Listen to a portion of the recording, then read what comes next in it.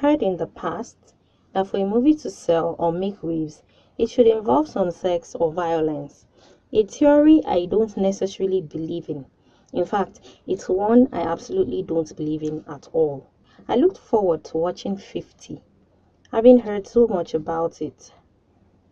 I looked forward to maybe a real African narrative, one about strong women with strong values, maybe who fought battles and came out of it stronger, something like that. But then, not quite so. Well, take a listen to the review of the movie 50.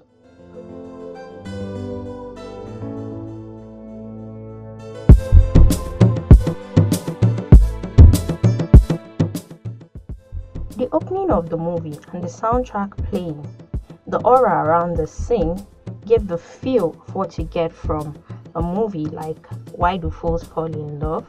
Well, the story centers around four women nearing 50 years of age. We have Tola, who is the dragon lady in the movie, never polite, always seems to be having a temper and wallowing in an unhappy marriage. There is Kate, the most gentle and the praying woman, with a shaky marriage as well. Then there is Lizzie, a doctor, and Maria, who are single and somewhat free-spirited. Lizzie has a shaky relationship with her daughter over some incidents we get to know about later in the film. And Maria too finds out she's pregnant early on in the movie. And 24 minutes into the film, I hardly could still get a hang of the story.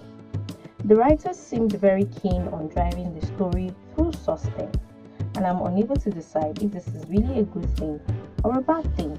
What do you guys think?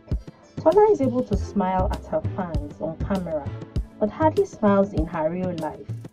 One wonders how anyone can function with so much bitterness and arrogance. Although at some point through a conversation between Maria and Lizzie, we are told Tola has a big heart and is generous because she gives all the earnings from her show in charity. But then it's still hard for us to relate with her level of meanness. Agreed. Tola might have had a dysfunctional life from the troubles she faced in her home growing up. But can we say that justifies the life she chose to live by lashing out at everyone? She still allowed herself to bask in the wealth of the very family she seems to abhor. Lizzie's life, to me, isn't a lot to write home about, especially for a doctor, and her seeming love for younger men. Those scenes were not pleasing to the eye. And the only person whose acting felt a little bit off to me was her Sammy. Kate finally realized that though we should pray hard, prayer sometimes comes with actions. In fact, most times, if not all of the times, they have to come with actions. And she finally seeks the right support from her impending health challenge. And her relationship with her husband gets better as well. I cannot say that I find the central focus of the story in the movie 50. I like Mo Abudu for being a strong female producer, especially in today's Naija movie setting. But 50 for me, well, I just disagree with the kind of story it tells about African women. Are our values drinking alcohol, clubbing, and being all raunchy? In the end though, the world of the actors is one created by producers and scriptwriters. They tell the story as they want it. They create the world, they create the characters.